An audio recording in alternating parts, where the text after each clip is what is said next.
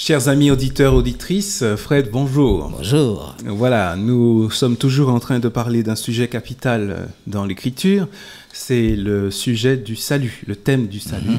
Nous l'avons déjà développé à l'occasion de plusieurs émissions, mais la partie dont nous allons discuter maintenant nous est venue, nous nous sommes dit simplement, eh bien, peut-être que certaines personnes se posent la question, qui nous écoutent se posent la question, mais pourquoi y a-t-il besoin d'un salut? Pourquoi y a-t-il besoin que Dieu vienne se faire homme, se démène comme ça pour venir sauver l'homme? Qu'est-ce que j'ai fait?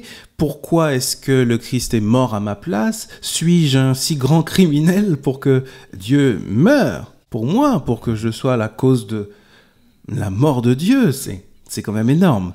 Et peut-être que pour beaucoup de personnes, ce n'est pas clair finalement cette notion de culpabilité, de salut, de Dieu qui vient nous sauver de quoi exactement? Alors discutons-en aujourd'hui justement, discutons-en, parlons un petit peu de comment est-ce que Dieu présente la condition de l'homme que Dieu veut sauver. Alors je voudrais simplement, pourquoi pas, commencer en citant un exemple.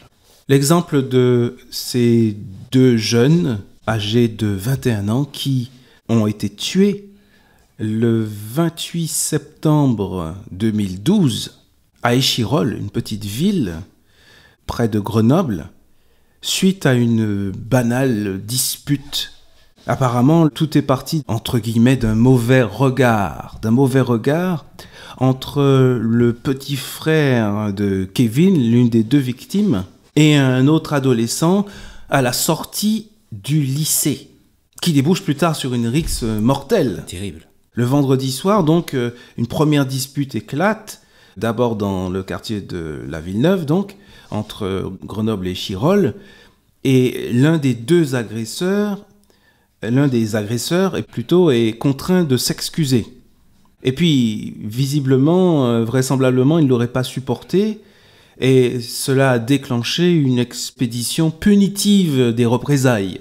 Un groupe armé encercle Kevin et son amie d'enfance, Sofiane, puisque c'est d'eux dont je parle, et ils se retrouvent donc dans le parc de la Villeneuve, et les deux hommes, des étudiants, sont agressés à coups de couteau, de manches de pioche et de battes de baseball. L'un des deux meurt sur le coup et l'autre est grièvement blessé. Il décédera plus tard à l'hôpital le lendemain matin. Un fait divers dont on se rappelle parce qu'il était particulièrement violent et choquant et qui montre, parmi bien d'autres exemples, eh bien, la condition de cet homme que Dieu vient sauver. En fait, il ne faudrait pas prendre que cet exemple-là. Bien sûr. Il faudrait aussi prendre l'exemple de cette religieuse connue dans le monde entier qui s'appelle Mère Teresa et qui a dédié sa vie aux autres, à aider les autres, n'est-ce pas? Il faudrait aussi citer cet exemple-là. Absolument. En fait, ce que je veux dire, c'est que... Oui. Ou d'un abbé Pierre, par exemple. Ou d'un abbé Pierre, par exemple. En fait, ce que je veux dire, c'est que l'homme, finalement, d'après ce que nous montre la Bible, est capable du meilleur et comme du pire. En fait, l'homme est une sorte de mi-ange et mi-démon. Parce que certaines personnes vont dire, mais oui, mais il y a des gens qui sont capables de faire des choses extraordinaires, des choses lumineuses, et effectivement, c'est vrai. Mais malheureusement, d'autres qui appartiennent à cette même condition humaine, ce même genre humain, sont aussi capables de faire le pire. Et puis, je pense qu'il faut simplement aussi nous rendre compte que, naturellement, nous sommes portés à du négatif, à cultiver du négatif. Est-ce que l'éducation familiale consiste à apprendre à nos enfants à faire des bêtises? Bien sûr que non. Et bien au contraire, d'ailleurs, c'est une lutte. Ils le font naturellement. On n'a pas besoin de les éduquer pour cela. D'ailleurs, je me rappelle, je pense que tu aurais aussi des anecdotes. Nous ne sommes pas des criminels, je ne pense pas. mais je me rappelle quand même, lorsque j'étais enfant, Je prenais un malin plaisir à assassiner des petits lézards, parce qu'on en avait plein à la maison. Moi, j'ai fait pareil. Ah. Ça, c'est clair. Et alors, un jour, je me suis dit, mais pourquoi est-ce que je fais ça? C'est ça. Pourquoi est-ce que je fais ça? Et voilà un exemple de ma vie. Bien sûr, je pense que chaque auditeur, auditrice, peut-être se reconnaîtra, peut-être pas forcément dans une anecdote avec des lézards, mais dans ces élans naturels qui ne sont pas toujours très beaux, et qui illustrent finalement cette nature humaine. Et la Bible le souligne, que naturellement, nous sommes portés au mal. Nous sommes portés à... Je me souviens de ce texte où Jésus dit que, d'où vient le mal? Eh bien, il dit, le mal vient du cœur de l'homme. Exactement. Le mal n'est pas une entité en soi, il prend racine dans le cœur de l'homme. C'est quelque chose de terrible.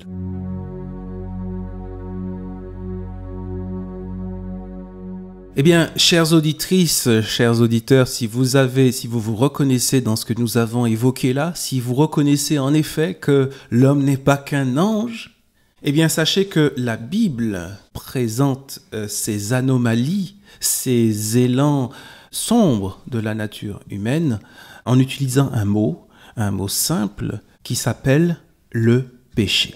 Absolument. C'est le mot que la Bible utilise pour décrire ce côté sombre de la nature humaine, le péché. On va prendre un texte ensemble, un premier texte qui va nous aider à comprendre la nature de ce qu'on appelle le péché.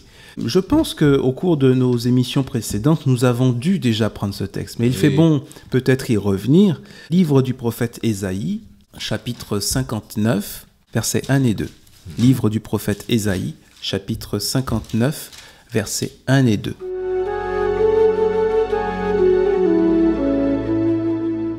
Non, la main de l'Éternel n'est pas trop courte pour sauver, ni son oreille trop dure pour entendre. Mais ce sont vos crimes qui mettent une séparation entre vous et votre Dieu. Ce sont vos péchés qui vous cachent sa face et l'empêchent de vous écouter. Voilà, donc la Bible va présenter finalement le péché à l'origine comme une rupture relationnelle entre Dieu et l'homme. Eh bien, nous avons l'exemple très précis de ce qu'il en advint d'Adam et d'Ève dans le jardin d'Éden. Après la tentation, après avoir effectivement pris la mauvaise décision, s'être coupé de Dieu. Et nous retrouvons ça dans la Genèse. Exactement. Où l'homme et la femme se cachent. Tout à fait. Et Dieu va à la recherche de l'homme. Pour rétablir le contact. Il dit, où es-tu? Tu n'es pas là au rendez-vous que j'avais avec toi quotidiennement, donc où es-tu? Et l'homme, va répondre et nous savons ensuite ce qui en adviendra. Savoir que l'homme devra expliquer cette rupture, le fait qu'il se soit caché de Dieu alors que c'était une rencontre qui était souhaitée par lui et par Dieu au quotidien. Donc voilà. Ça où es-tu est capital, ça montre bien qu'il y a eu rupture. Et cette rupture est donc à l'origine de cette face sombre de la nature humaine. Absolument. C'est parce qu'il s'est coupé de Dieu, Dieu qui est lumière, nous dit la Bible, et bien que finalement le péché va se manifester. Alors ça nous amène à définir la signification du mot péché. Le péché donc... Qu'est-ce que le péché exactement? Eh bien, le péché est effectivement ce que nous lisons dans la Genèse. Si vous voulez bien, dans la Genèse au chapitre 1 et au verset 26 et 27. Genèse 1, 26.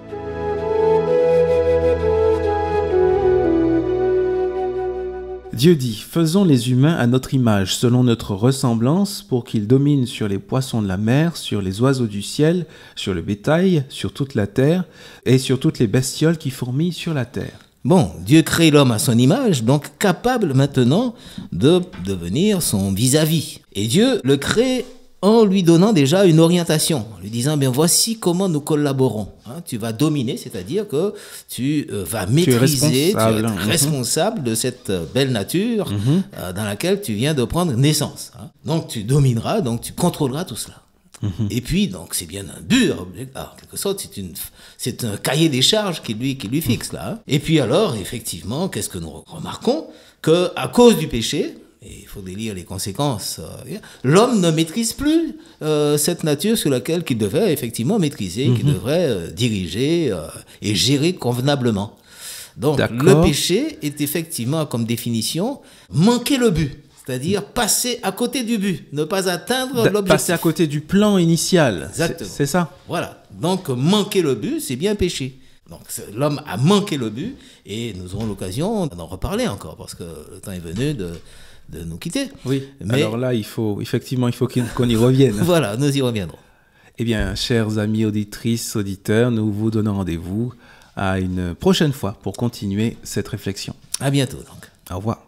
Au revoir.